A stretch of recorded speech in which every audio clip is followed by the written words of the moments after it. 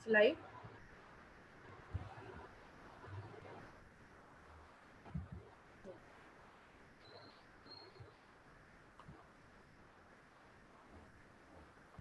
Yes, it does say that it is streaming live on Yeah. YouTube now. So Okay.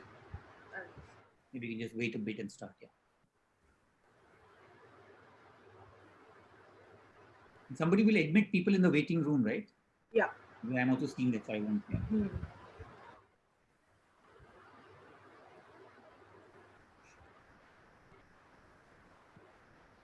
Okay.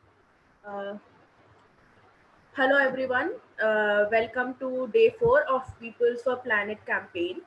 We are your host Avantika and Tamanna from Fridays for Future India. Today we are going to discuss about indigenous communities in Andaman and Nicobar Islands and the threats and the climate problems they face. And today to talk about this topic we have our speaker Mr. Pankaj Seksaria.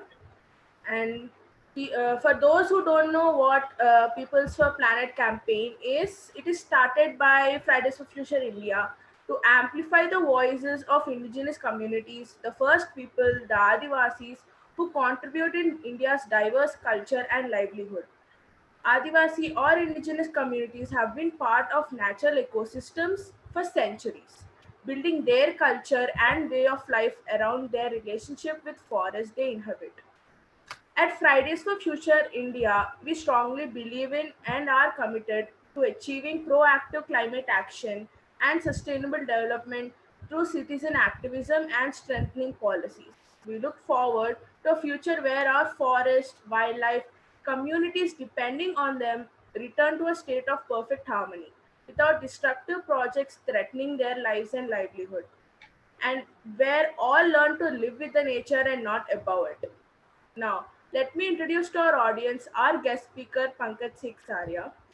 Pankaj Seksaria's research interest lies at the intersection of environment, science, technology, and society. He is currently an associate professor at IIT Bombay and is a longtime member of Kalpavriksha. He is the author of the Java Tribal Reserve Desire, The Last Wave, an island novel, and Islands in Flux, the Andaman and Nicobar story. Thank you so much, sir, from Fridays for Future India for agreeing to do this session with us. And now I'm going to pass it on to Tamanna. Good evening, everyone. Before we move in to our session with Mr. Pankaj, I just want to say to everyone watching on Zoom and on YouTube, if you have any questions throughout the session, please put them up in the chat. We will have a question answer session with Mr. Pankaj towards the end. And for now, Pankaj sir, I know that you have a presentation prepared for us, so I hand it over to you. Yeah. Good evening. Thank you, Tamanna, Avantika. Am I audible? Is the sound okay? Yes, Yes. yes, yes. Great. Thank you so much. And like I said before we began, I'm very kind of happy to be invited to speak on this platform. I didn't know about Fridays for Future, like I was just telling you all, and it's really amazing work that all of you are doing. So it's great to be here. And I'm always very happy to speak about the Andaman and Nicobar Islands because I've been working there for the last 20 years and I have got a lot from that place. And it's an absolutely fantastic place. And it's always nice to talk about that. So I'm very happy to be invited to speak, and I hope I can, shed light in some way on what the story of the Andaman and Nicobar Islands are. So I have this PowerPoint that I will share with you all, and maybe about 40 minutes of the talk, and then we can open it up for questions. So just give me a moment till I share my screen, and then we are set to go. Is that visible? Yes. Okay, great. So like I said, and I think if the people who have joined would have seen the advertisement that went across, this is called the story in a sense of the Andaman and Nicobar Islands, which one might locate at the Tri-junction of what one can call fragility and vulnerability. And what I want to do is to run you through a whole set of pictures and issues and developments in the last 150 years of the islands, and put across a particular story of these islands as I understand them, as I have understood them. And what is very important, I think, increasingly I feel, and also particularly in today's times, we have to realize that there is no complete story and that there can be no single story. Each one of us, and this is a presentation I've made in other places, and some of you may have seen it, but I'll just repeat some of these things, is that all stories are in some sense individual stories. So we might be talking about the Andaman and Nicobar Islands, but the Andaman and Nicobar Islands or any other place is multiple places at the same time. Where I come from, what I bring to it, what my interests are, will actually frame the story of that place. You will see things in the story that I tell you that might be very new to you, and you will also not see things that you might expect about any story of the Andaman and Nicobar Islands. And you will kind of, by the end of it, at least one or two of these will be very evident to anybody who knows these islands. So if I might quickly jump into and say this tri-junction of fragility and vulnerability, it is something that I am now been talking about for the last 2 years, but it is something that has emerged for me as an idea and as a really long distance view to understand a place. I understand the Andaman and Nicobar in a particular way. I have some understanding and some grasp on the situation. So I can portray some of the details of this place. And my proposition and my kind of submission is that this might be an interesting way to look at other ecosystem, other places, all of them being located at a tri-junction of different kinds of fragilities and different kinds of vulnerabilities. And what I will, what these three axes or three, where the junction is, and this is represented on the right-hand side of the picture that you see, is the geological, is the ecological, and is the socio-cultural. So in some senses, I'll be open to discussing and kind of getting feedback and also being challenged on this, but because this is something I'm thinking of even as I'm talking and I've been working on. So one can look at it in terms of a temporal kind of thing where the geology, the brick and mortar of the planet comes about. We have this planet in a particular physical configuration going back millions of years.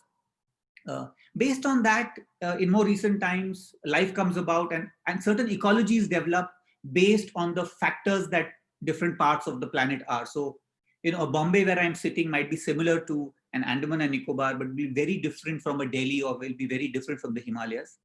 So the geology influences the ecology that actually it's a combination of the place. So how the water flows, how the winds are, what the humidity is, what the rainfall is, all this, what the soils are, all decides what is the kind of life and the vegetation and life that comes about in that place.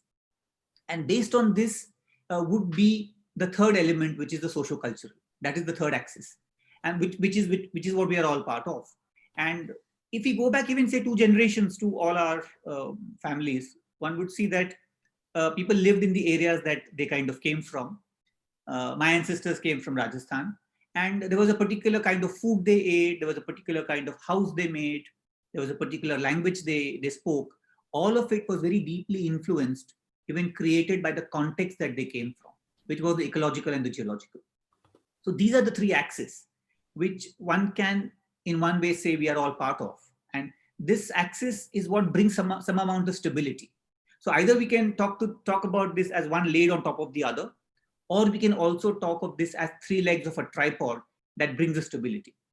And why this is important to keep in mind and how this came about, this idea comes about, is to keep in mind is that, I'll go to the next slide here. Sir, I'm sorry to interrupt you. Could you just make the slide a full screen? No, so the problem is my screen does not allow for that. There's some problem in the, is that too small? A bit, yeah. Like the images aren't very clear. No, so the images will come larger because, but the thing is the slide isn't moving. Okay, great. So I'll go to the images with the full screen. This is just representative. I just also want to kind of bring into context the why and how this idea came about. Some of you are probably aware, I did this collection of my journalistic writings on the islands, and I think Tamanna mentioned in the beginning, where I was putting together about 20 years of my journalism on the islands. And what I realized in that is that one thing that characterizes these islands, and for that matter, everything that we are part of, is change, is flux. There's constant change happening all the time. And the islands in a particular way are so prone to change. For example, geological change. It's one of the most earthquake-prone areas on the planet. There was an earthquake yesterday morning in Port Blair, just off Port Blair. It keeps happening all the time.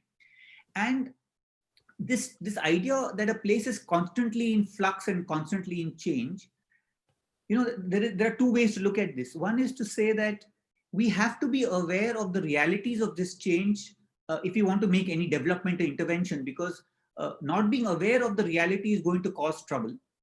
The completely other way of looking at this whole thing is that the kind of interventions that we are making, that we have made in the last 50, 60, 100 years, almost in the Anthropocene context.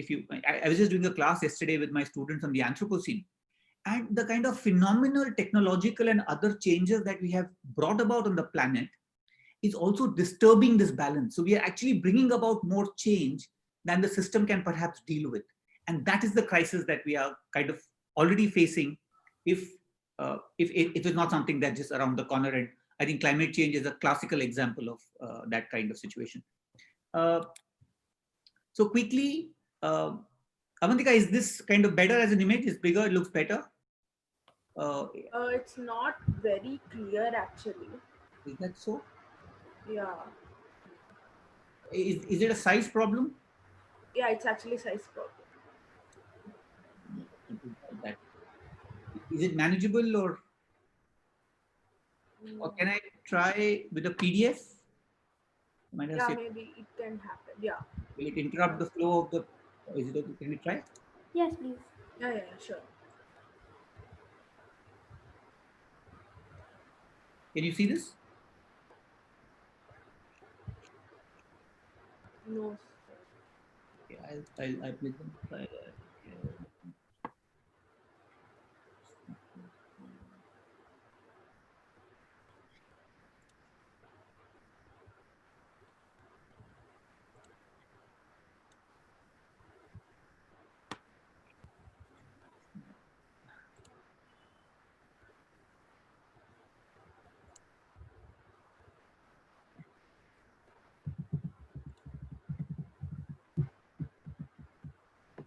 Is that any better? Yes. Yes. Is better? Yeah. Okay, great. So yeah, it's the same set. I'll just do the PDF thing. Okay, so quickly to kind of give you an idea of the islands, of course, everybody knows it's far away from mainland India. You can see the cursor here on the screen. Can you see this cursor? Yes. Yeah. So far away from mainland India, with Calcutta, Visakhapatnam, and Madras being the kind of main points of exit or entry into the islands. About 1,200 kilometers, roughly 60 hours by boat ride, 2 hours flight, far away from mainland India. It's actually, in some ways, an accident of history that the islands belong to modern day India. It has a very interesting biogeographical context, like I mentioned. You can see this arc over here. So this is the Andaman, this is the Nicobar. These are the peaks of a submerged mountain range that come across from Burma, Myanmar in the north to Sumatra in the south. In the north are the Andaman Islands. In the south are the Nicobars. They're separated by the 10-degree latitude that is known as the 10-degree channel as well. About 550 to 600 big and small islands, right from half a square kilometer to more than 1,000 square kilometers in area.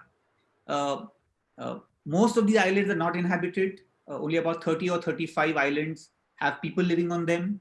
And the biggest constraint is fresh water.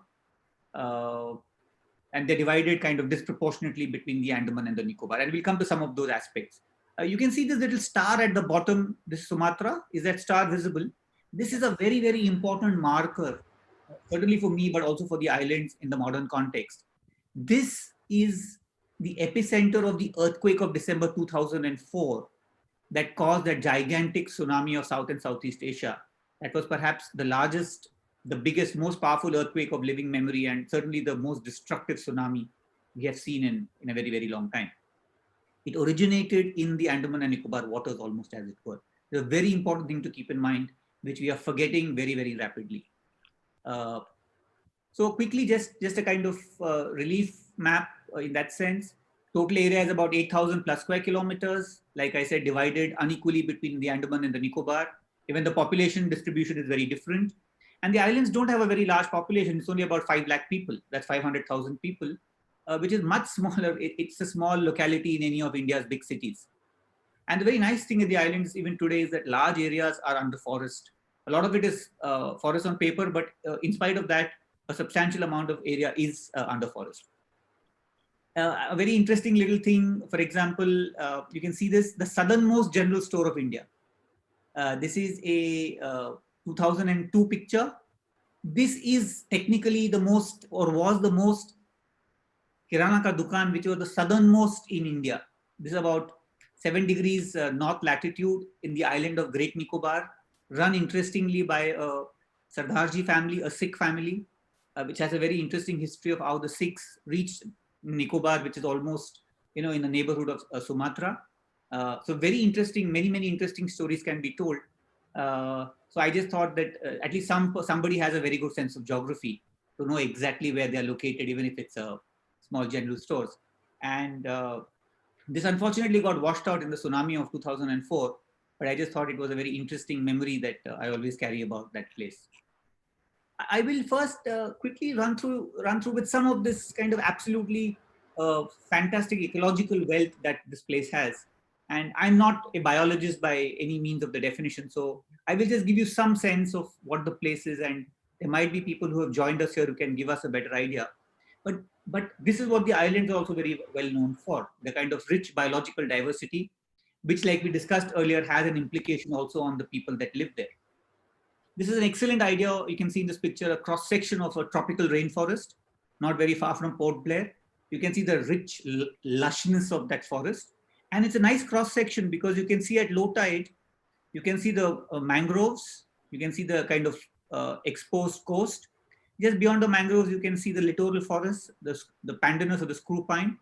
And going up the gradient, you see the white trees shooting out. These are the diptocarps, or what are known as the gurgeon, which is a very good plywood species. Now, it's a very interesting dimension to the islands because for about 100 years, starting in 1900 odd, plywood and timber was the main industry of these islands. And the gurgeon is a particularly good species for plywood because it's not too soft and it's not too hard. Because plywood, as you would know, is actually made by scraping off a log of timber on a lathe. You get these thin sheets of timber or wood that are then pasted together to get the plywood. So if you look at a plywood sheet, you will see multiple layers. That's how it is made. But this is a forest that is there across the islands, has always been there. You still find them in very large parts of the islands and biologically very rich, as we all know. Tropical island systems are particularly rich because of the right kind of conditions: rainfall, humidity, sunlight, and they're the repositories of biological wealth. I'll give you some examples of these. In these forests, a very common orchid known as Papilionanthe teres or Vanda teres, very commonly found, has a very interesting characteristic. And as a matter of fact, what happens with this flower is that it does not grow in an area where the canopy of the forest has not been disturbed. So where there is direct sunlight is the place where this orchid will grow. If there is no direct sunlight, this plant is not going to be able to survive. So the presence of the orchid actually means that there has been some disturbance to the original forest of a place like the Andamans. And there's some interesting examples. I'll come to that. Like I said earlier, I wrote this, Tamanna mentioned I wrote this novel called The Last Wave, in which the ecology of the flower actually played a very important role because a botanist was able to fight the forest department in that story by arguing that the presence of the flower shows that the forest department has actually logged in that particular area. That's a little story that was there. High levels of endemism. There is a very interesting recent scientific research that has been published on this creature known as the Andaman day gecko or the Andaman emerald gecko. Endemism is a phenomenon, again, some of you perhaps know, which indicates that there's a geographical restriction of that particular species to that area. So it's very important in terms of sheer numbers of biodiversity. So, and island systems support a lot of this endemism because island systems are separated from other land masses for many thousands of years and allows for, in some ways, larger evolutionary processes to take place. So it's a very interesting creature, very common in the Andaman Islands. It's not found in the Nicobars. And the most fascinating researchers you can check out, I think, I forget the name of the researcher, Krishna Anujan, if I remember her name right. She has published some very interesting research just about last week, which goes into the genetics and the evolution of this particular creature. The islands are also home to some amazing kind of other birds and animals and stuff like that. What you see in the human hand here is a nest of a bird. Is a nest of a bird known as the edible nest swiftlet. And as the name suggests, the nest of the bird is edible. So what you have in the hand is a nest made of this bird that is being made 100% from the saliva of the bird. So there's complete organic matter. There's not a single strand of leaf or hay or mud that otherwise the swifts and the swiftlets will use. It has a very high value in the international market because the nest is used in Chinese medicine. And there is a very interesting industry in Southeast Asia where they're actually able to farm these birds. They can encourage them to come and nest in their houses. And when they have finished their breeding process and the birds have fledged and flown away, you can collect these nests and actually sell them in the market. What's happened in the Andaman and Nicobar is because of various reasons. So what happens in this picture is, it's an old picture, about 20 years old. You can actually see two nests. It's not one nest, it's two nests, two strands of nests. So what has happened here is that because it's very valuable, it goes for hundreds of dollars a kilogram or even more, people are quickly looking to harvest the nest even before the bird has completed its breeding cycle. So it's like, if I don't get the nest, somebody else goes and gets it. And this has led to a lot of fall in the population. So there used to be this scientist called Dr. Ravi Sankaran, who used to work with the Salim Ali Center for Ornithology and Nature in Coimbatore. Unfortunately, he passed away a decade ago. He was the person who really studied this bird in great detail, and he was trying some interesting conservation initiatives in the islands that would allow actually for the commercial farming, so to say, of this particular nest. But that's another very interesting story. We won't go there. Another very interesting nest and interesting bird, I will just give you some examples. What you see over here, this mound of earth, kind of a little mountain, maybe about 3 or 4 feet in height, is actually the nest of a bird. So while we have one nest in the earlier picture you saw of made entirely by the saliva, here is a nest of a bird that is being made by the birds completely by gathering soil on the coastline of the Nicobar Islands. And this bird is like the Andaman day gecko was endemic to the Andamans. We have a bird here that makes this nest, and that is known as the Nicobari megapode or the Nicobari spurfowl, that is found only in the Nicobar Islands. It's not found anywhere else on the planet. And it's a very interesting breeding behavior. The mound is the nest, and the female lays her eggs inside that mound of earth. And it is the heat of the decaying matter and the heat of the sun that actually incubates the eggs. The birds don't incubate them like we know birds to incubate their eggs. And this is the bird. So one of those charismatic species, the Nicobari spurfowl, the size of a domestic chicken. It's pretty much a flightless bird. So it is found in the scrub forest. That's why it's also called the Nicobari scrub fowl. That is generally just beyond the high tide line and in what are known as the littoral forests. It was quite badly affected in the tsunami, but for very interesting reasons. I'll come to that later. But now the populations have recovered, and it is one of those kind of spectacular megafauna or charismatic species that the islands are known for. If I remember right, I think only 6 of these islands in the Nicobars have a population of these birds, and that's it. No other place on the planet has this particular bird. Going from the forest to the coastline, and particularly in the context of climate change, this is, all of you will recognize, a coastal forest. This is the mangrove. What you see here are breathing roots.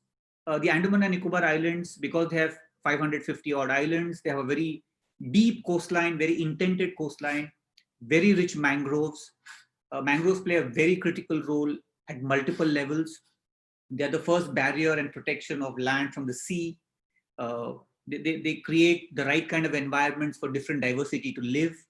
These are very important for fisheries of the world. So millions of people on the planet who depend on fisheries for their food and their nutrition and their protein depend on the mangroves. And there are some very interesting studies where we know that in areas where mangroves and these forests are still standing, when storms come and when cyclones come, the damage caused to the land side is much higher. They have very interesting adaptations because they live in a very complex and difficult environment. The tides are rising and falling, salt water, high winds. On the one side, there is fresh water coming, there is erosion. So you have, in this case, breathing roots. If you remember our kind of botany or biology textbooks in school, at least that's what I remember, roots that actually grow towards the sun and help the plant breathe. Pneumatophores are breathing roots. They have waxy leaves, they have vivipary, they have all kinds of very interesting adaptations. And also, like I said, support a huge diversity of life within it. Along the coastline also, and I'm really quickly running through just to give you a glimpse of the richness of this place. It's kind of absolutely fantastic. This is one of the largest crabs on the planet, not the largest. This is a picture taken 20 years ago on a little island known as South Sentinel, which is an uninhabited wildlife sanctuary, just 1.5 square kilometers of a little landmass. This is known as the giant robber crab or the coconut crab. And like I said, one of the biggest crabs on the planet. It can grow up to twice the size of a human head. Yeah, so it's really large. It's also supposed to be good meat, I'm told. I'm a vegetarian, so I don't know. But it is also farmed, I'm told, in some of the Pacific Islands as a protein supplement. A slow-moving crab and a very land-based crab. I mean, crabs are largely, a lot of them are actually water-based, marine-based, but this is one of the most terrestrial kind of animals, but looks kind of from an ancient age, but commonly found in some parts of these islands, not very commonly as common as used to be, but one of those amazing creatures that live on these islands even today. Yeah, one of my favorites, sea turtles. You can see this again on that same island. This is a green sea turtle going back to the ocean early in the morning after it had laid eggs on this beach in South Sentinel. And I might just take a couple of minutes extra on this one because sea turtles are one of the most fascinating creatures, and in some ways they signify the challenges that we face today. Beginning from the fact that while their entire lives are lived in the ocean, sea turtles all of them are born on land.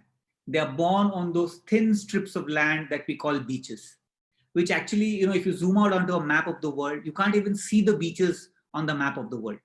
But these tiny strips of land that we call beaches are crucial, are critical for the survival of the species that has been there on this planet for many, many, many thousands of years before human beings evolved.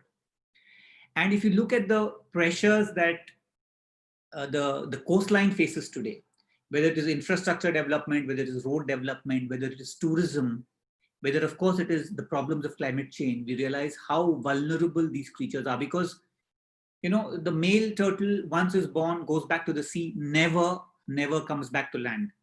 It is the female who will come back to land, to the beaches, and they seem to have some fidelity to, it is said that they come back to the beaches on which they were born, maybe 25, 30 years, depending on their maturity. If the beaches don't exist, there is nowhere for them to lay their eggs. And the beaches are going very, very rapidly, and not just because of climate change.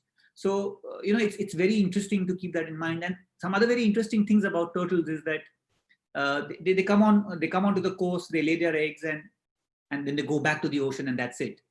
The little baby turtles, depending on the species, will a few weeks later, will hatch out from this nest in the sand in the middle of the dark night, always, almost 100% of the time, and go back straight to the ocean like they were following their nose. And it's said that they're guided. One of the key clues or the key cues that they get is the light of the stars and the moon reflected on the surface of the water. And just imagine what we are doing to our coastlines, where the beaches are, where the tourism projects, road projects. What will happen to this species, and what is it that we're leaving behind for this kind of species? The other very interesting thing some of you might know is that the sex of the baby turtle, like that of other species like the crocodile, is decided by the temperature at the time of hatching. It is not a predetermined kind of gender difference. And a slightly warmer world, which is happening today, will result in a very, very deeply skewed sex ratio. And this actually could be another route to extinction. 2-3 years ago, I think there was a study published from a hatchery in the Pacific, where they've been, studying the baby turtles that come out there, and they're already seeing, they reported it, about 90% of the baby turtles that have hatched in the last 3-4 years are all female. So you will actually see a very deep skew in the way the next generations are coming about. Very important to keep in mind, and one of the most amazing features actually. On the coastline, beyond just in the shallow waters are the coral reefs, one of the most spectacular life forms on the planet, hugely diverse, very important, but also very fragile because uh, very, very susceptible to climate change, temperature rises.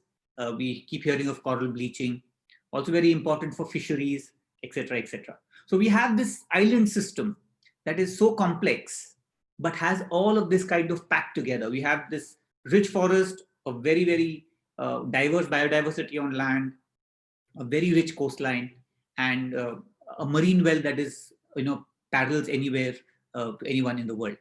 Now, this is the kind of glimpse I want to give you of the richness of this place. This is what has come down from millions of years in the evolution process, and this is what these islands have been. And in this setting is been there's a whole set of very interesting human communities that have been there. Okay, we of course know these islands largely for the indigenous communities. Broadly, they said there were 4 in the Andaman Islands. This is a picture of the Jarawa community, and like you can see at the bottom, this is a picture by uh, anthropologist Vishwajit Pandya, who has been working in these islands for 30-40 years now. And this is a picture most of us are not really aware of about the Jarawa. We still have this image of a particular kind, and recently with the incident of the American missionary being killed in the Sentinelese Island when he went to kind of evangelize and went with the Bible, he was shot dead. So the history in that sense is very violent. There's a context to it, perhaps. These communities we know have been living here for thousands of years. Uh, and one, I won't go into the great details of that particular story because it would be a presentation by itself. I have my own limitations of fully understanding it. But I just want to flag a couple of things before I move on, is to say, one, that they have been here for thousands of years. They are really the first right on the land, and everything has to be theirs. We came much later. Some kind of genetic work recently has suggested they might have been there for 30-40,000 years. I have written in one of my articles in the book that I mentioned, uh, we get so carried away by the nature of our ownership of that particular place that today there is a huge demand, for example, to name the islands in a particular, or rename the islands in a particular way.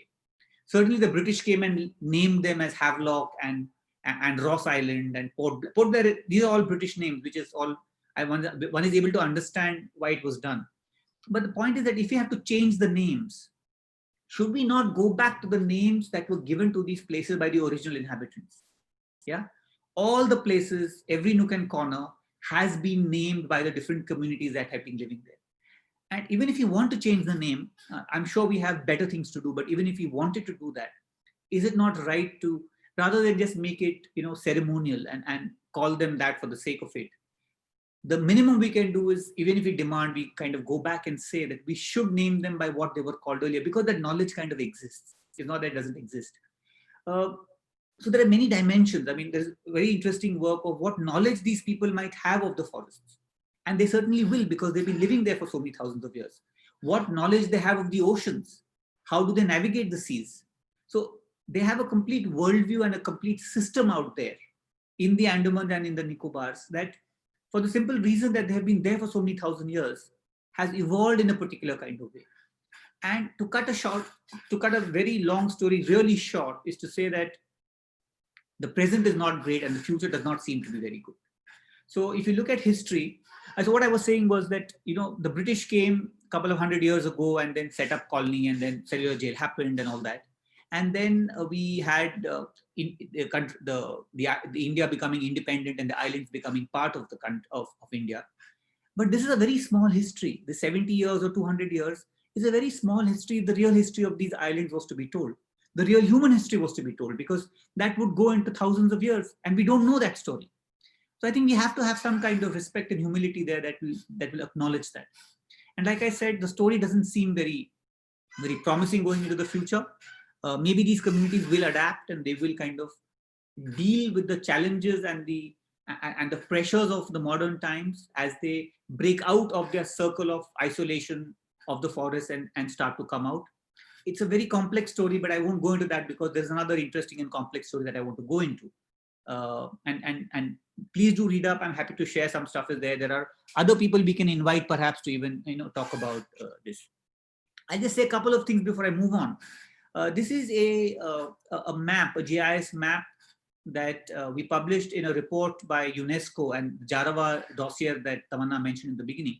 And these are some satellite-based imageries that we put together. And it's very interesting what you see in this map.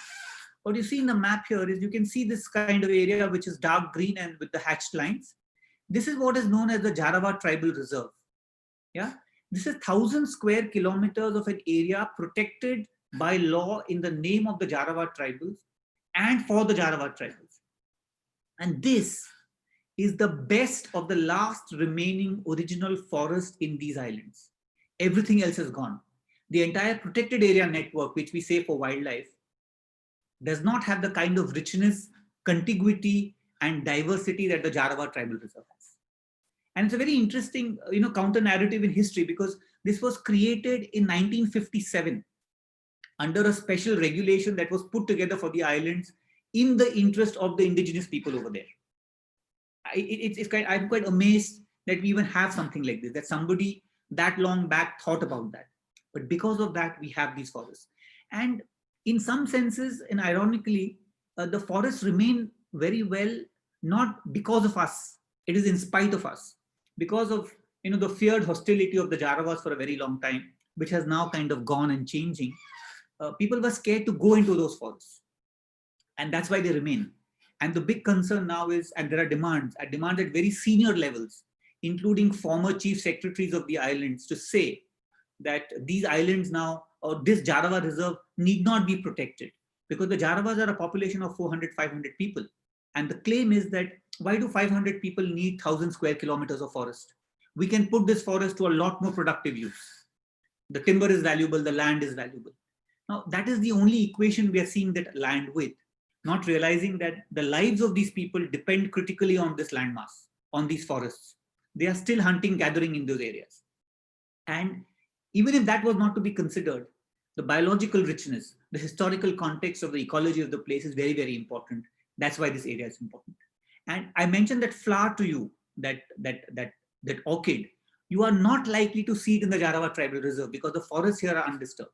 The entire rest of the islands you can see, and you can see the legend.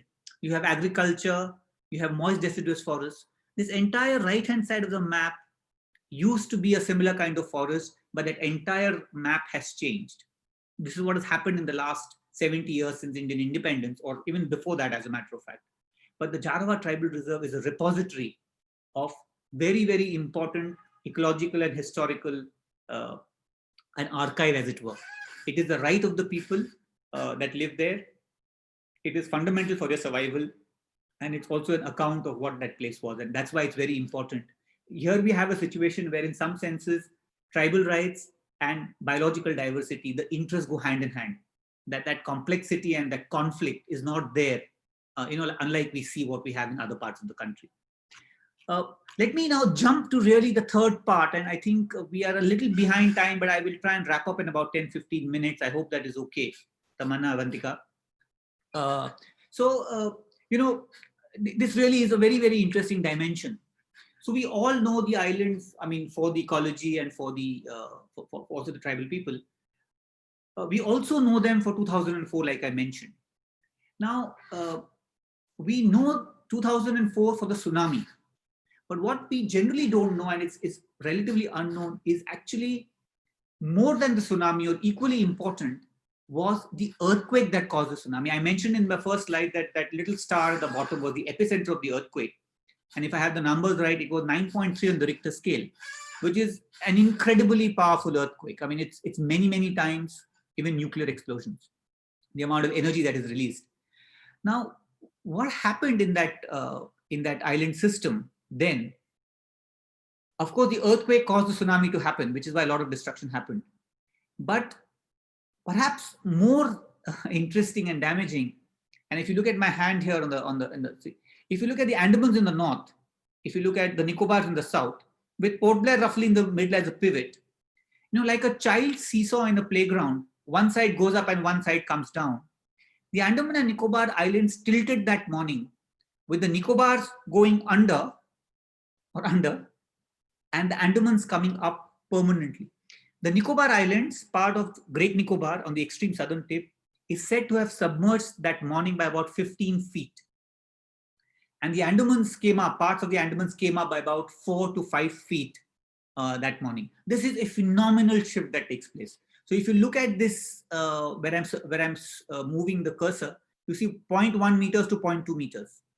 This is on the west coast of the Andaman Islands, a place called Interview Island, for instance. And here you see Indira Point, the southernmost tip of India. It says minus 4.25 meters. Phenomenal shift that took place. And what you see here are very interesting NRSA maps of the December 21st, 2004, 5 days before the tsunami, and 26 December 2004, the evening of the day when the earthquake took place. And you see this island of Kachal where actually maximum number of people died, and you see what was in the yellow circle was land before the earthquake and tsunami was all permanently underwater. There were a large number of people living here and hundreds of people died in this particular place. This is a kind of phenomenal tectonic movement that took place. The island of Trinket, you can see again before and after, and you can see they said it split into three. It didn't really split into three in that sense. What happened was the landmass submerged and the low-lying areas, we know water maintains its level, the low-lying areas got inundated. So this was a scene in the Nicobars for a very long time. It perhaps still is. I haven't been there in a long time. Because the land submerged, the entire coastal forests were now permanently underwater and they started to die and kind of go under. So you see from Great Nicobar, from the inside of the land, you see water has come in. This is about a year after the tsunami had happened, the earthquake had happened. You see paddy fields, you see casuarina plantations, you see some coconut plantations here. All of it is turning brown because it's permanently underwater. This is what you see on the other side. This is the Andamans.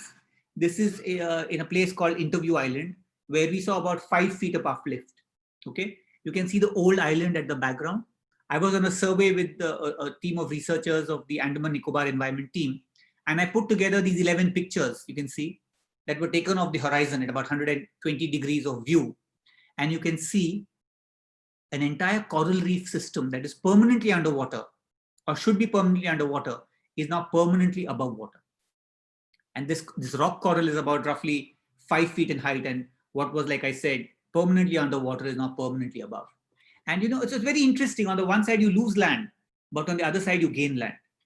So you see the old coastline of this island, you see a mangrove forest here. Over time, now we are about 15 years, I'm sure this open area has filled up with sand, or it has changed. This change that I said earlier, this flux, this earthquake, this coming of the sea, the change of landmass is the reality of this place. This has to be kept in mind. So like you see, this is that place. This is exactly this area. A couple of months later, this was a picture taken in February 2005, just 2.5 months after the earthquake had happened, and you see the kind of phenomenal changes that have taken place. Now, this is a very interesting graphic, and perhaps not very clear, but a very important one. You see Sumatra here, where I'm showing the arrow. You see Myanmar here. Of course, you see India here. You only see these yellow dots. You don't see the landmass of the Andaman and Nicobar Islands. You see this big star. The big star, you can see in the explanation, is the earthquake of December 26, 2004. The yellow dots, which cover up the Andaman and Nicobar Islands, are earthquakes of a magnitude more than 4 on the Richter scale between 2004 and 2008. This place has an earthquake on a week, once a week on an average. It's constantly shaking. This is the reality of the place. This is the change that this island experiences all the time. This is the flux that is part of the system that the island is. Why that happens is the kind of hardwired reality of the geology of the planet. The islands are located at the intersection of multiple plates that make up the planet. We have the Australia plate, we have the India plate, we have the Sunda plate, we have the Eurasia plate. Big plates that are constantly moving, and anything happens, there is an impact on what happens in these islands, and that is the reality of the place. And imagine if this is the reality of the place, what are the kind of considerations we would have or should have to ensure that this does not impact negatively whatever is actually being done over there.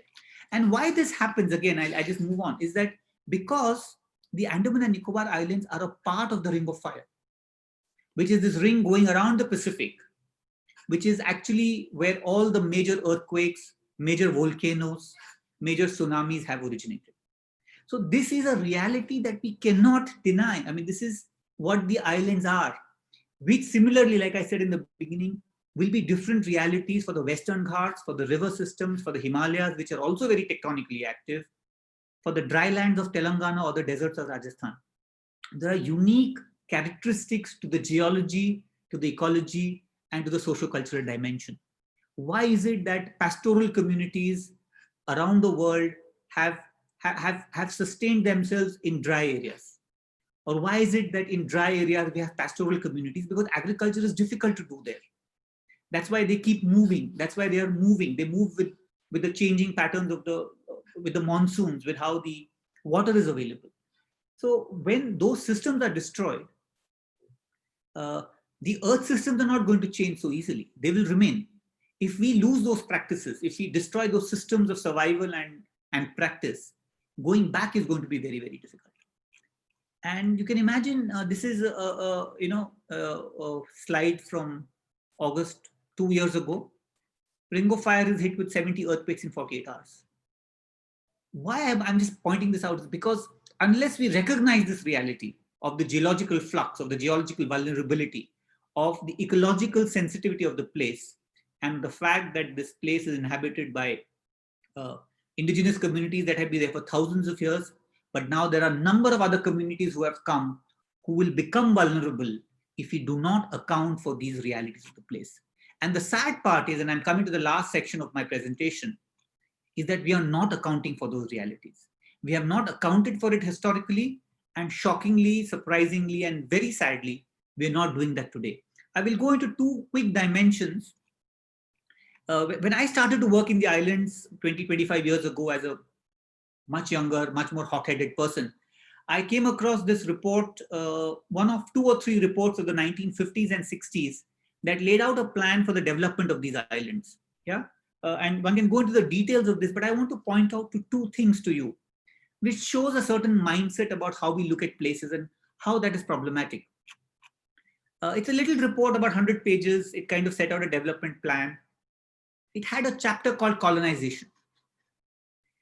And language is very, very interesting because a choice could have been made of using different words and different terminologies.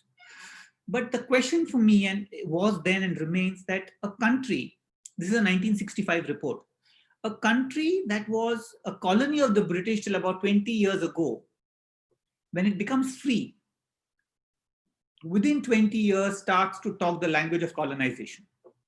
Now, one might argue our cities are full of colonies and stuff like that, so we don't mean it in the same way. But what does colonization mean? Why do we go about looking like this? And then what happens with that kind of idea? I think it's very, very important to keep in mind. And it also sets the agenda in many kinds of ways. Another very interesting dimension is in this report, talking about how people look at, again, there are multiple strands to the history there. But the forests in which the Jarawa are living in 65 is referred to in this Government of India report as Jarawa infested. See, language operates in very multiple ways. Language is not innocent. Yeah, when we write, and I am a writer, I understand that. When we say infested, it evokes a certain idea of what should be done. Infestations have to be removed. Infestations have to be eradicated. So it has what is known as performative functions. It forces you to act in a particular kind of way. If we just said, for instance, Jarawa inhabited forests, we would look at it very differently. And if we said Jarawa owned forests, we would look at it very differently. Yeah. So language is not innocent. Keep that in mind. It's very, very important. But what I want to point here is that this is how we have looked at these islands. And where is the space? Because in 64, like I said, this tribal area was legally constituted as a tribal reserve. The tribe has had a constitutional guarantee. But here we come and in complete violation, complete ignorance of the law of the land, leave alone ethics and the right and wrong. They went about and kind of did this. These are some pictures, more recent, but look at the size of this elephant and look at the size of this timber. This is in an island of a community known as Onge in Little Andaman. Large number of forests were cut down. Beaches have been mined away for sand, and then the sea starts to move in, and then sea walls have to be constructed. The wrongest thing to do on a coastline is to construct a seawall. We are seeing this across the coastline, and this will become even more irrelevant with climate change and rising sea levels. And you build a seawall with sand that is brought from another beach, so you get into a vicious cycle. And so this was the 1960s I'm talking about and what happened later. But let me jump to a more recent kind of thing. This is a 2017-18 report that we got through the administration in Port Blair, where they had put together a approach paper for the development of the islands, for the holistic development of the islands. And it is shocking and extremely sad, like I said, that in 2017, 50, 60 years after, say, that the development plan that talked of the Jarawas, forests that Jarawa infested, we had a 70-page report that I wrote about and critiqued. It appeared in the Hindu, talking of thousands of crores of investment in these islands on tourism and other infrastructure. But trust me, because you must, there are not more than 4 lines in a 70-page report on the geological vulnerability, on the ecological sensitivity, on the rights of the indigenous people in these islands. They're proposing projects in lands that are legally notified as tribal reserves. That is, bypassed. You're seeking investment of 5,000 crores, not even aware of the fact that the next earthquake could be coming tomorrow. You will invest, and then all of this investment will be lost. Lives will be put to risk. So, and the same report talks. You will recognize these are the Palm Islands of Dubai. The same report is able to tell us what happened before and what happened after. So, but they don't know what's happened in the islands 15 years ago. This kind of complete ignorance, maybe deliberate or complete arrogance, that we know what will happen or we know what will not happen, is shocking, because the price will be paid by the local people. The price will be paid by the ecology and the other constituents of this particular islands. And similar to Jarawa infested, how do we look at this place? And this is the kind of sadder narrative in that sense. Writing very recently, very prominent commentators talking of the islands as a price piece of mid-ocean real estate. Yeah, we all know what happens to land when it becomes real estate. This is how we look at the island system. We are forgetting that it has an identity of its own. It has an ecological, geological, and human history of its own. And again, we can apply this to other ecosystems. Could be the Himalayas. There are contexts to that particular place. So when the center looks at these outstanding, adjunct places, the frontiers, it can only be looked. Can it be only looked through the lens of the center? If we turn the lens around and looked at the world from the viewpoint of the turtle or the tribal in the islands or the ocean, the world would look very different, because then this is not the periphery. This is the center. This is the center of where we are. This is the center for this particular set of people and this particular set of configurations. And we have to keep this in mind. It becomes worse. In 2009, in a defense seminar in Port Blair, former President Kalam, the late President Kalam, in his vision for the islands, proposes a 250 megawatt nuclear power station in an island system that has seen the biggest earthquake in living memory, the biggest tsunami that we've heard of. How can you propose a nuclear power station? What is this vision? And it may not be very popular to say these things today, but this idea of being a superpower that we are so caught up with, this economic superpower, military superpower. What is this superpowerness all about? What for? At what price? And if this is what the vision is, this is not my vision for my country. This is not my vision for the island. This is not acceptable to me, because nothing is to be gained by this kind of context, but this kind of proposal. Because imagine putting up a nuclear power station in this place. I don't think it'll happen, but the idea is scary. But imagine for a moment we put up a nuclear power station in the world's most seismically active zone. What will happen if there's an accident tomorrow? Is it worth the risk? what is to be achieved? I think is a question we have to ask. It's difficult times to ask questions. FFF knows that very well. But unless we ask more questions, unless we ask different kinds of questions, I think the future, not just the future, the present is also at stake. And I'm going to, I keep saying quickly, but I'll wrap up because I teach now in a technology institution.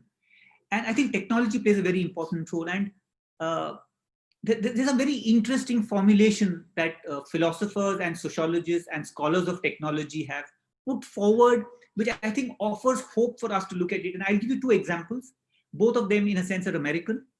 Lewis Mumford, writing in the 1930s, talks of polytechnics and talks of monotechnics. Yeah, and I would urge you all to look at some of what he's saying, because the idea of technology today has become one of a monolith, and a nuclear technology, the nuclear power plant, is a classical example of the monotechnique, which Mumford talks about as a technology for its own sake, which oppresses humanity as it moves along.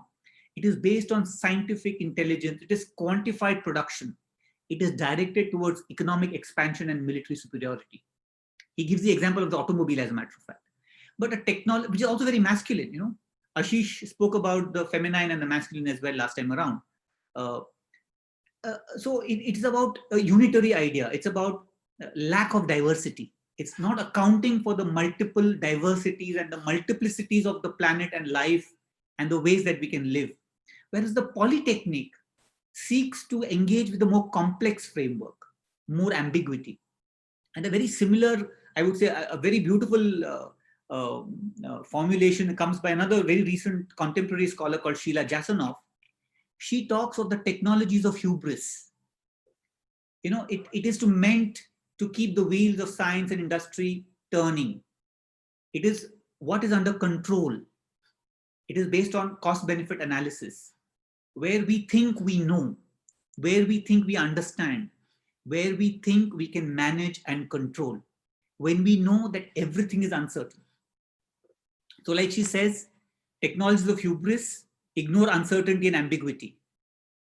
They focus on the known. They don't account for the unknowns. They don't account for the unknown unknowns. We know what we don't know, but we don't know what we don't know. And these are not nice sounding words. The complexity and the ambiguity is so phenomenal that we have to realize that. We operate on a premise that we know and we can control. She's done a lot of work, for example, on the Bhopal gas tragedy, for instance, and it comes out of those experiences. And in contrast to the technologies of hubris, she talks very beautifully of the technologies of humility. Yeah, which tries to come to grips with the ragged fringes of human understanding, the unknown, the uncertain, the ambiguous, the uncontrollable, acknowledging the limits of prediction and control, because we cannot predict, we cannot control. And technologies that do not account for this are going to fail. And they will cause the trouble that we are facing today. And that is what the Anthropocene is in some kind of way. That is what the climate change crisis is. I will finish here. I've taken much longer than I should have. These are the two books that have been referred to. These are available for reading. I mean, you can buy them. You can write to me. I can organize to, I keep a stock with me. But I'll wrap up by just kind of urging you to challenge me, but also to see how you might be able to take this idea, if it appeals to you, of this tri-junction, wherever you are based, wherever you're located. How do we acknowledge the fact that there are these three axes on which all of our lives are dependent? Because the floods of, and the problem with the climate change discourse today, and I'll just finish with that, is that anything happens, we quickly blame climate change as if it is the first problem. But no, it is not, because we have intervened. We have cut the Himalayas, we have built dams, we have poured in so much concrete, we have drained the rivers, we have blocked the rivers, we have encroached on water bodies. So if a housing colony in Bangalore floods, it's not because of climate change. That's only part contributor. It's because that land was a lake. If you build in a lake, the water has to go somewhere. So it becomes a kind of convenient, escape route to say we can't do anything, it's climate change. But no, we intervened. The flash floods of Uttarakhand of 2013 were as much a function of a cloudburst and climatic changes, as much as it was intervention of road cutting, of mountain cutting, of dam building. So these three kinds of axes are which we're all very dependent on. It's getting increasingly fragile. It always was fragile. I think it's becoming increasingly vulnerable. And this fragility and this vulnerability is something that I think we have to increasingly be aware of in our context. And I hope that will at least influence the way that we think of what we do in the future. So last slide, I run an Andaman and Nicobar Yahoo group, which has been very active. If anybody wants to join, you're welcome to. This is my email ID. And these, of course, are the three books that I kind of referred to initially. I've taken very long, but thank you very much. I hope I have been able to, in some ways, I hope I can convince you of this idea of that axis, the three axes. But I now leave it to the moderators to ask questions, to open it up to the house. Thank you very much for giving me the opportunity.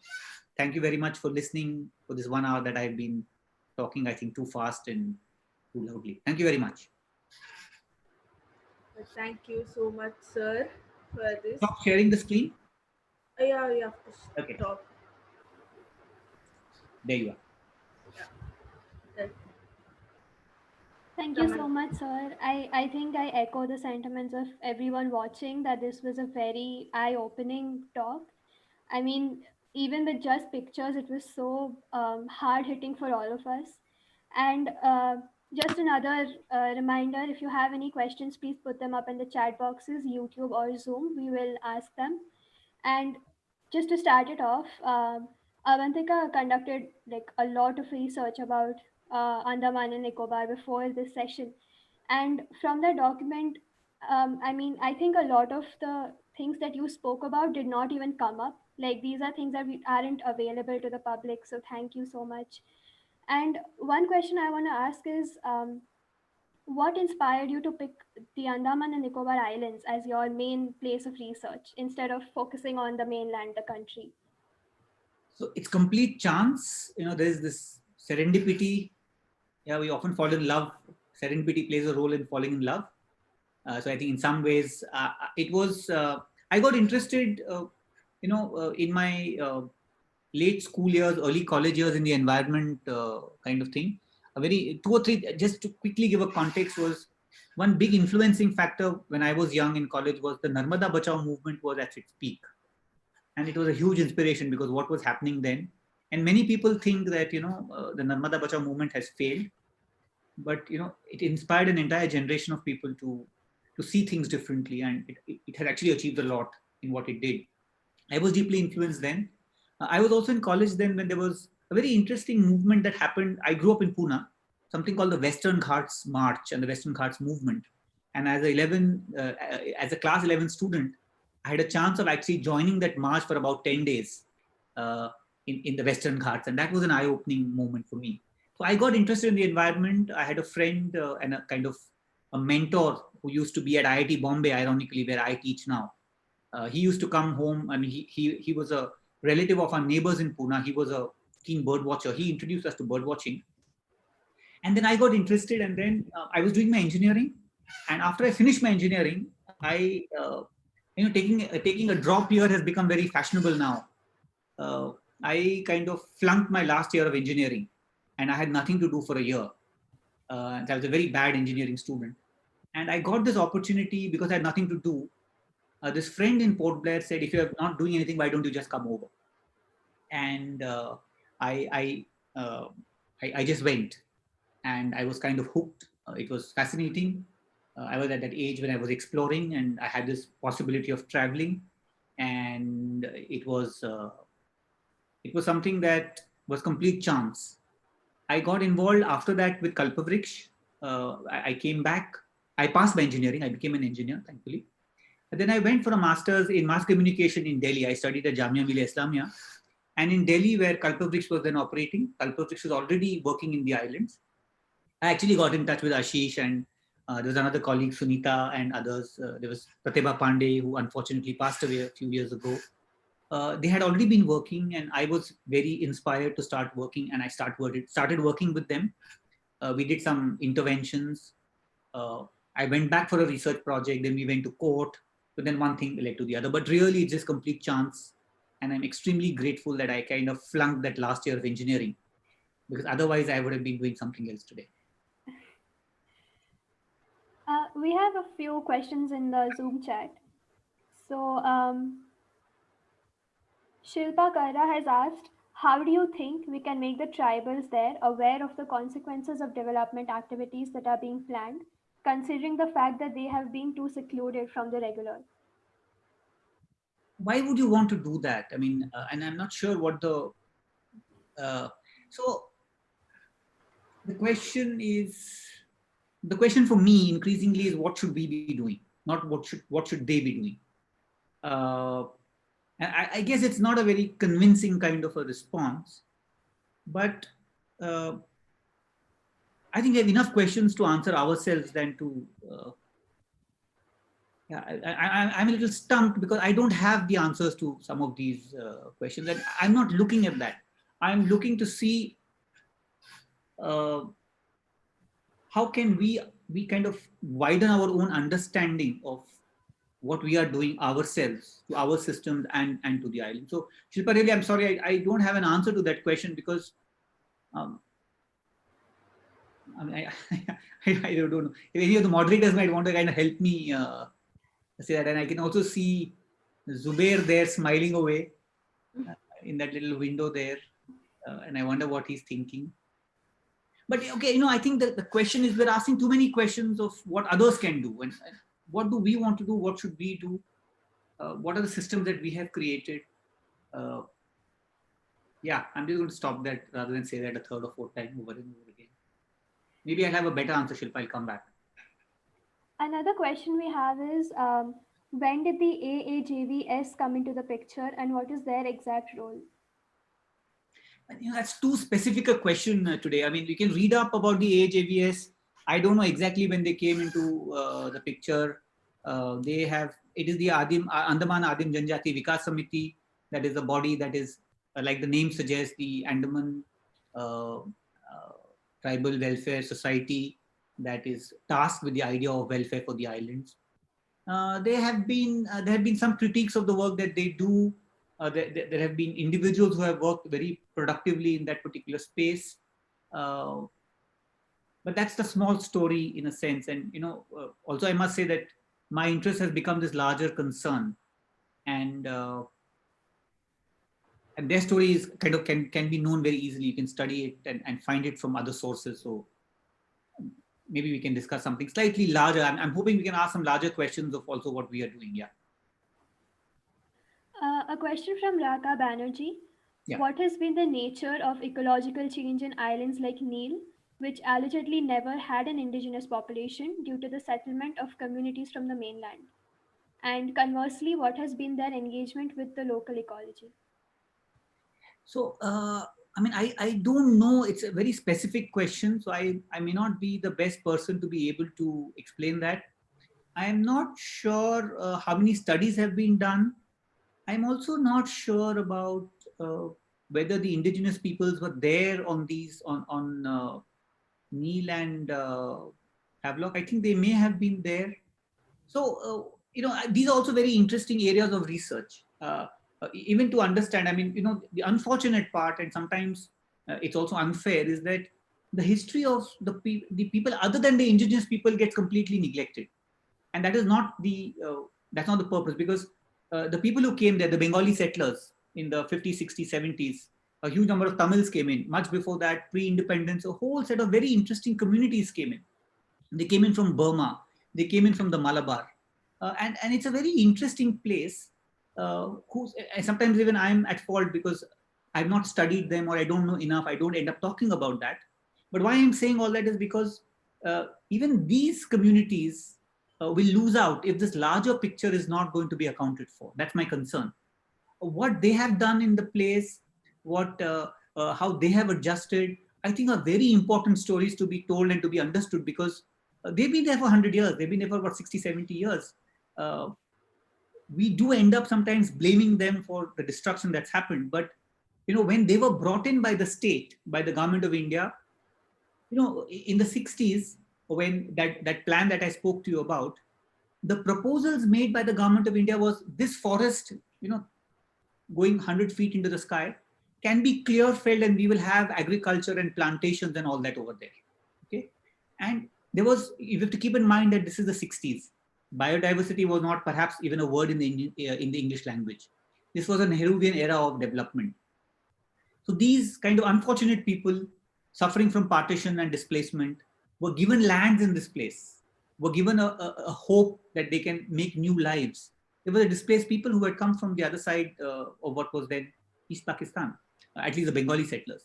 Now, we haven't done justice to those communities as well. So in some senses, I think two vulnerable communities were put in conflict with each other by putting them in the forests of the indigenous people, which is why there were conflict between the Jarawas and these people. What I'm saying is, coming back to saying to Raka, is I think there's a possibility of digging deeper and understanding more. What happened in Neel? What was the forest? What still exists? Who are the people there? What are their histories? What are their relationships? I think these stories have not been told. Many stories have not been told in this place, in this small place. And these are all stories worth telling because they will add up the larger picture of what these islands are. Okay, there's a question from the YouTube chat. Is it possible to research and interact with the indigenous people there? And how could one go about it in an ethic way? Yeah. So I think it's going to be very difficult. There are multiple reasons for that. And today, by the way, the islands are in a very bad shape today where COVID is concerned. And it began very well. There were no cases. And at the moment, because I have friends there, I follow the place. Number of people have died. It's very unfortunate. It's very scary.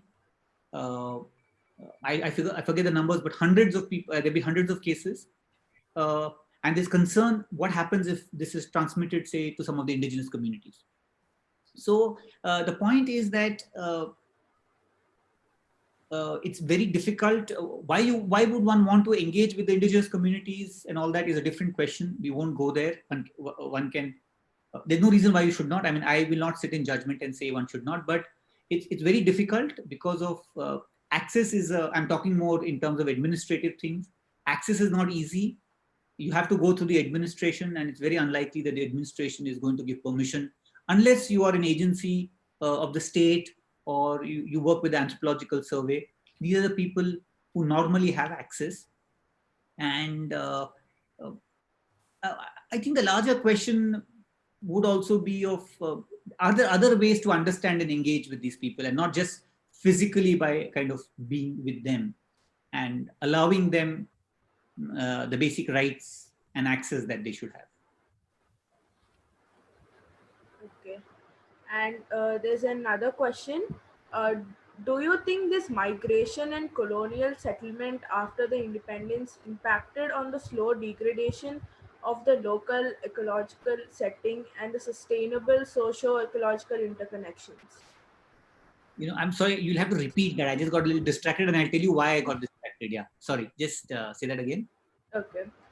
Do you think this migration and colonial settlement after independence impacted on the slow degradation of the local ecological setting and the sustainable social ecological interconnections?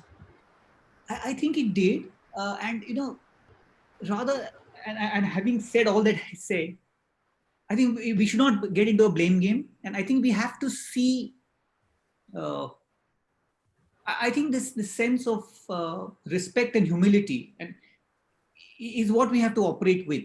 And certainly this idea that, because what I'm trying to say is that we are still in the process of kind of colonizing spaces and cultures and minds. So it's not about what has just happened in that place. How can we live? It's not easy, but how can we acknowledge that there are multiple realities that we have to respect? What has happened in the islands or in other places is one thing. How will we ensure that we don't do it today? I think that is the question that is, for me, a much larger concern than what has happened, because what has happened and it has its implications.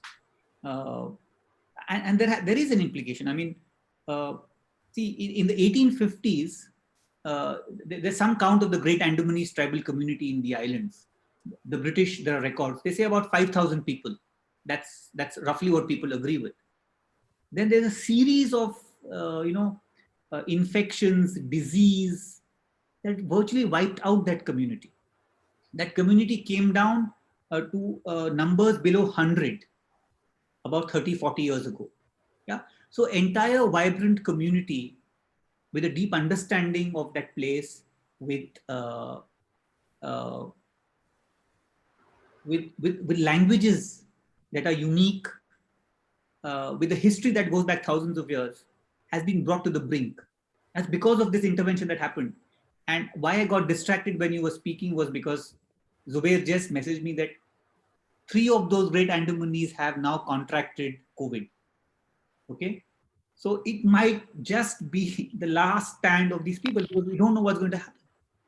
Now, in some senses, this is a tragic story of vulnerable and marginalized communities globally, particularly indigenous communities, because for various historical reasons, they've lived isolated lives in the Amazon today, for instance. Also, they have lived isolated lives, and that's why they are not capable of dealing with the pathogens that we can easily deal with.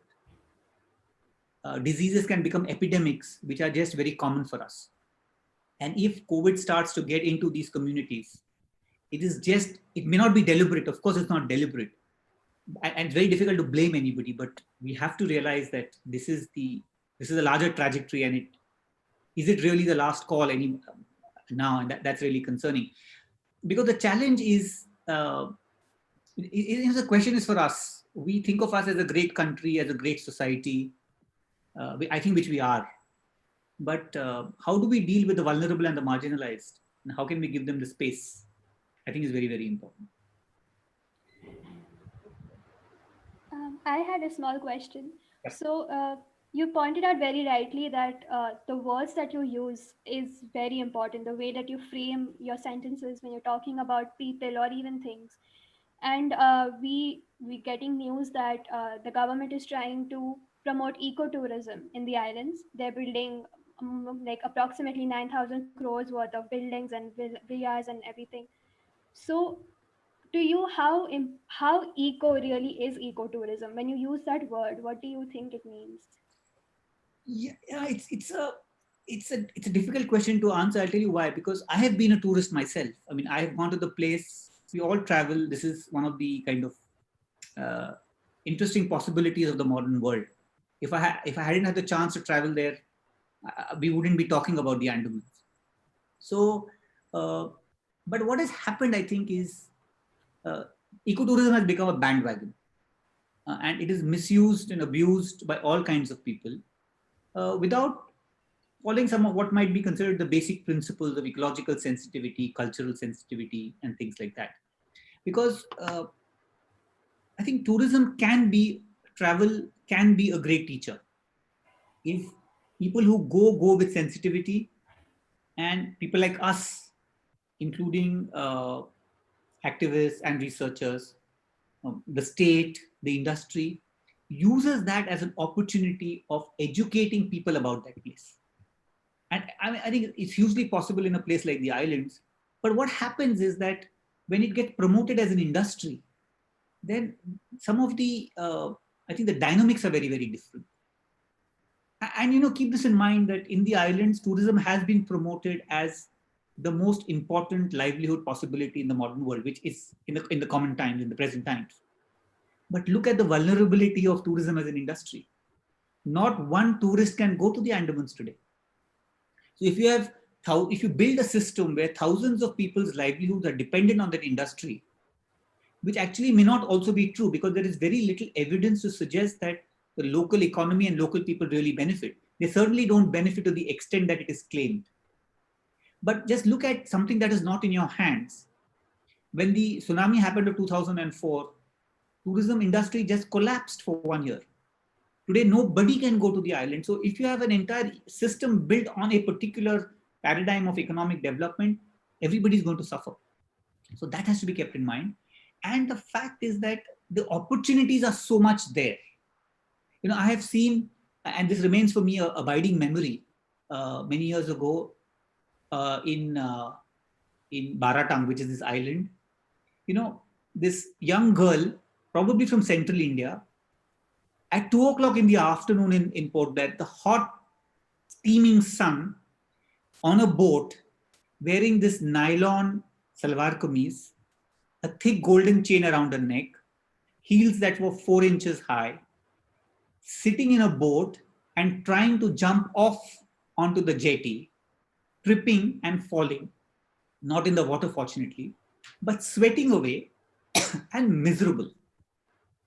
Nobody has told her that this is, that there are other things you can do there, or there should be other things that you should be doing there. People go there to see something, to buy something. So we have to reorient and rethink tourism for the context in which it is happening. I'm really wondering if I'm answering the question that I've been asked. I'm just gambling, I think. I'm so sorry. No, no, no. I have a question too. That is, will the development lead to employment and awareness, or is there any other way that we can benefit the indigenous people from tourism or from outside people? I don't know. I mean, so the thing is, in the Nicobars, I do know that the Nicobari community, yeah, which is also indigenous in its own way, they have been there for a long time. They have a very, particularly the Nicobaris have a very different kind of, should I say, history or context as compared to the Andaman communities. The Nicobari community is demanding, for example, that tourism be allowed now in the Nicobars. And they may have good reasons, but also I would personally be concerned about that because, it's opening up something that is very fragile and vulnerable. And the experience, I think, that we've had of areas and ecologies and people that get opened up, it's very difficult to kind of put the genie back in the bottle. And to say that people should remain isolated is also problematic, and that remains a conundrum. That remains a question that I don't have an answer to. It's an important question to ask, but also to realize that we have to be very careful when we are going to allow for these things to happen. And again, like I say, if we keep asking and be aware, at least the damages that we might do would be less. We're only looking at the nice things that are offered to us. So in the islands, for example, I know that many people resent the kind of presentation that I might make today, because it is seen as the outsider, it is seen as obstructionist, it is seen as opposing development.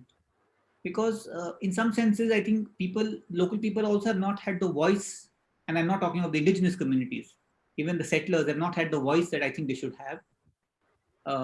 They don't have all the information, for instance. I remember when this presentation I made a couple of years ago in Port Blair, one of the most striking things was that a lot of the local people in Port Blair didn't know about these realities. They didn't know of what the Niti Aayog was proposing or what was the scale of the plans.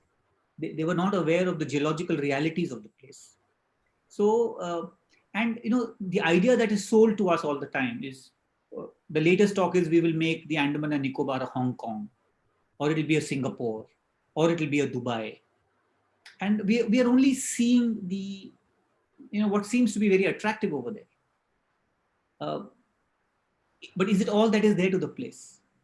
So I think the local communities have to also, and that is a responsibility people have to take there, is to realize that what is really, important and crucial for that particular place. Do we really want to become a Singapore? What does it mean? And what will it bring with it? Or a Hong Kong or a Dubai? There might be other ways to also do development. And we have to think very deeply and introspect. And that humility question, I think, always remains. And they also, can the newly emerging lands that used to be corals be protected by any extension of present protection or by a new act? I mean, it's probably not needed. This is the dynamic system. We don't even know in many places. They're very, very remote. So And I think there'll be more interesting questions. If I was to ask a question, what happens to the coastline? What happens to the CRZ? We have this whole EIA debate going on, and the CRZ comes under that kind of broad framework. What is the coastline?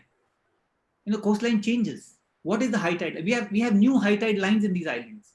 The entire bathymetry, the how the ships move, what is the lay of the land underwater has changed.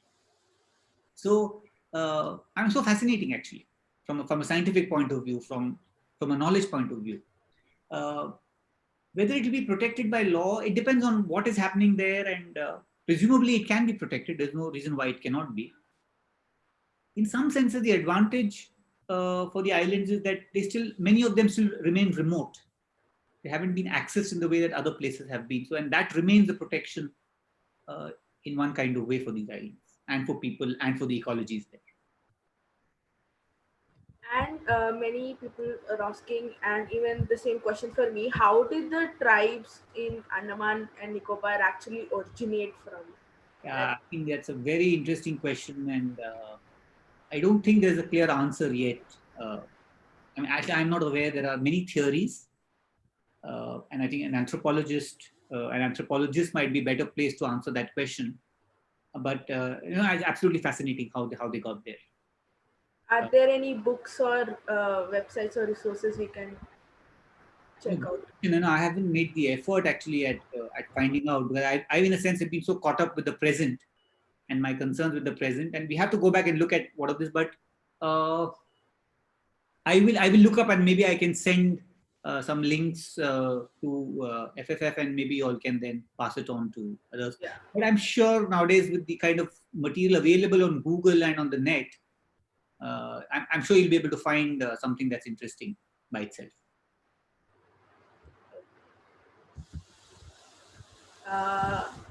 And another, there's some responses in the Zoom chat on that, so maybe you can also share that with the group, or maybe Zubair has some answers, maybe others have answers, but yes. Okay. There are many questions in YouTube actually. Okay, great. I'm happy to, I have time. I'm happy to, if people are happy to hang on, I'm happy to hang on. Are there any decision makers from the indigenous communities included in the discussions on development? So, sorry, say that again. Are there any decision makers from the indigenous communities included in the discussions on development? I think a very good question. And if you mean the indigenous people, you mean these 5 or 6 communities we're talking about, I think to a very, very small extent. I think they're not really, except the members of the community broadly called the Nicobaris. I don't think anybody is really involved. And part of the problem also is that I think some of the attitudes have been very problematic. To be able to incorporate them in the way, I think lots of people live lives and systems that are very different from ours. So to be able to fit them into our systems will not work. And how can they be made and respected in a more sensitive kind of manner, I think is the challenge. But I think there's a larger question also of the non-indigenous communities themselves being part of the discourse and the discussion. And the communities I mentioned that have been there for the last 150 years, I think they have a grouse that they are not heard enough, that they don't get a chance to kind of portray their point of view. But my concern there and my kind of complaint there is that I think the communities there, and I'm talking of the settler communities and who are integrated with the mainstream and the outside and are very much part of the modern economic system, are also looking outside for what they want inside. Yeah. So I think many of the demands are justified, but one of the very classical discussions, and I must mention our old friend and real inspiration there, this person called Samir Acharya, who had the Society for Andaman and Nicobar Ecology, and he started talking about issues in the Andamans, about the ecology, biodiversity, indigenous people, before anybody else in the country was, and in that small place, complete pioneer. he would always say, I mean, I think he has always held that, the local education system, why should it not be fully equipped and fully uh, capable of telling the local people about local ecologies?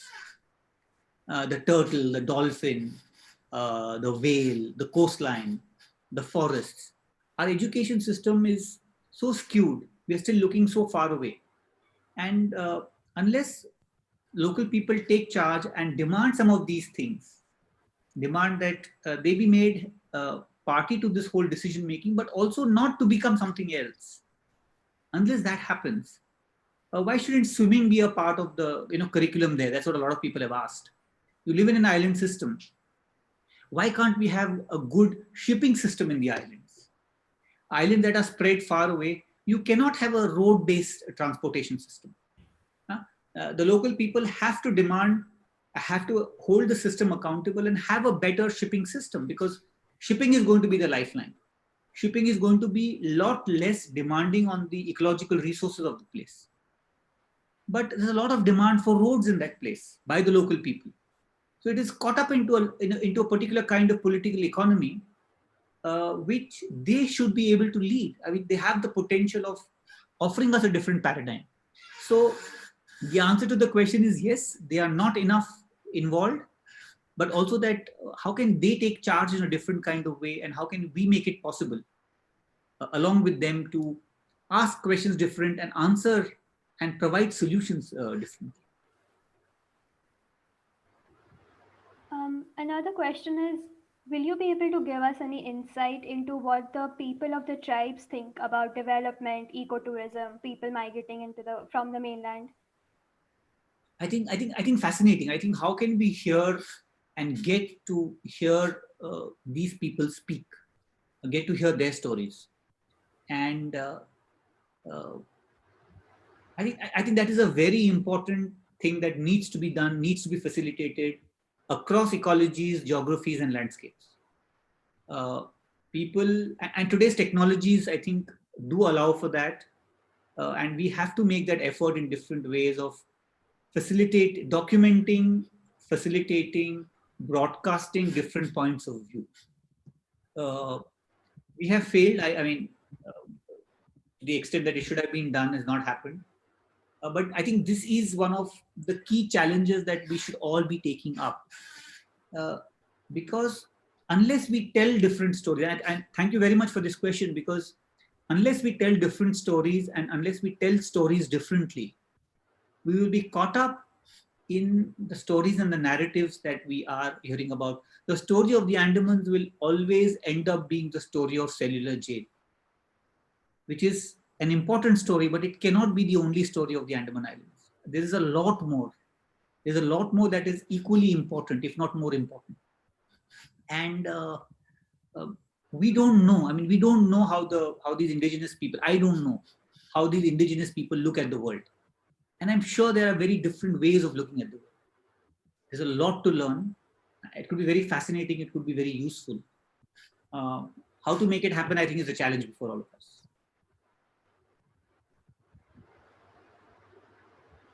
You're I hear you. Tamanna. Yeah, Tamanna, I lost you. I'm sorry. Yeah. There's going to be a lot of questions that come up, I'm sure. For today, I think we'll end it here with one last question. You pointed out very rightly that these islands are lost in our periphery. We rarely refer to them. So, is there any similar person researching or any sources you can give us to study about the Lakshadweep Islands? Good question.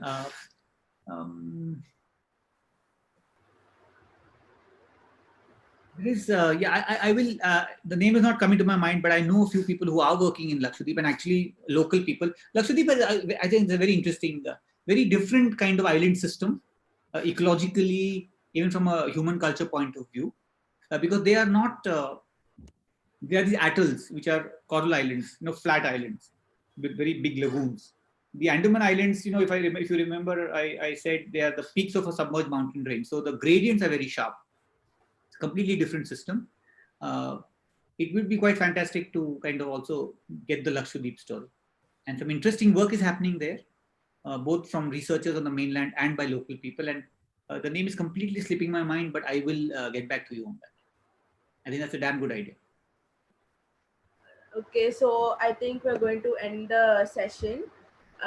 Thank you so much, sir, for so much insight, and I'm sure that everyone learned a lot today from all the stories and information that we have received.